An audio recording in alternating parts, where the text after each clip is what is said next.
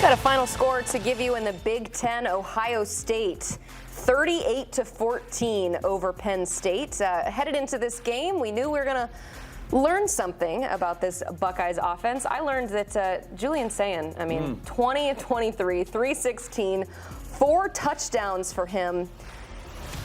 Thankfully, Damien, you got both Jeremiah Smith and Kanell Tate on the graphic here, so we can see that there was one more receiving yard for a Kanell Tate. But like I said, we wanted to learn about this offense going against maybe the best defense that Ohio State has faced this year. So, Danny, what did you learn? That Ohio State continues to impress. No matter what they kind of face, no matter what look they're given, if they need the defense to step up with a big stop, because Penn State was driving for a potential third score. Caleb Downs comes up with a great interception. Early in the game, he got tested. Ohio State responds with the offensive touchdown. Like, they're very complimentary football right now, and I actually think this was a good test for Ohio State to pass along the way to their what looks like another chance at a Big Ten title. So Julian Sayin continues to impress. For a young quarterback, he has not had that game that you look at where it's just like, is he off today? Has he had a boneheaded throw? He has not had that. It's so impressive, his consistency. And then you look at the defense. They don't let up. I mean, they're tenacious.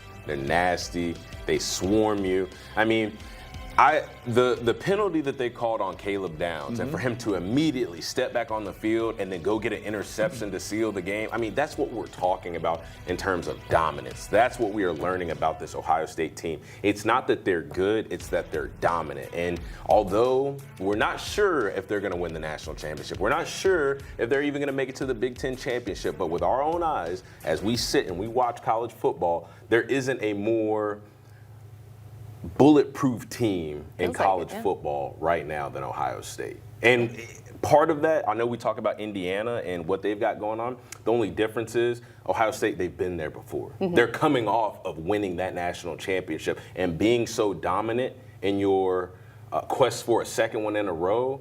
They're not letting up off the gas. You know what would be interesting? You know what would be interesting to see is, depending on what Fernando Mendoza does today, you could see Julian Sayin jump to the forefront of the Heisman Trophy. He's in the top 3. He's already been there, but if Mendoza just throws 2 touchdowns, which is still a pretty good day, and it's average, you could see Julian Sayin make a big stride today in the Heisman. It'd be interesting. If you were not following the CBS Sports college football account on Instagram, first off, what are you doing? Go ahead, go follow them right now. We had a fun social video that we did this morning where we picked our scariest teams, and I picked Ohio State because of things like that. Yeah, that's a scary dude right there. The fact that you have Jeremiah Smith, crazy one-handed grab, and according to Damien Harris, might not even be the best wide receiver on this team. It is a terrifying prospect. This is not great television here, but I'm just going to read off the amount of points that this defense has given up this season. 7, 0, 9, 6, 3, 16, 0, 14. Defense wins championships, guys. I mean, this offense is flashy. They're fun to watch. They have some fantastic playmakers and pieces, and we talk about the quarterback just doing work, but Damien, this defense can take them to another national championship, right? Can we just go ahead and say it? Because we've talked a lot about Matt Patricia. We've talked about he comes from the NFL. He's got an all-star defense, yada, yada, yada. This was the best offseason signing for a coordinator. He is the best coordinator, offense or defense, in college football right now. And when you watch his defense play, it is NFL caliber in scheme, in terms of the bodies that they have, in terms of the way that they communicate with one another, and just on top of the way that they hit people, the way that they rally to the ball, they travel, they hunt in packs. It's not just Caleb Downs making a tackle here, Sonny Styles here. No, it's usually 4 or 5 Buckeye helmets swarming the football. And they're nothing short of amazing. Which is insane based on how many players they lost to the NFL draft in April on the defensive side of the football, breaking records there. For what it's worth, Vegas never sleeps, so they have updated the Heisman odds. Right now, the favorite, Jeremiah Smith at plus 165. Thank you. Okay. Julian Sayin. Thank you. Did you see me back up from the dash? Did you see me back up? I was finna go get in my car right now. I was finna go get in the whip.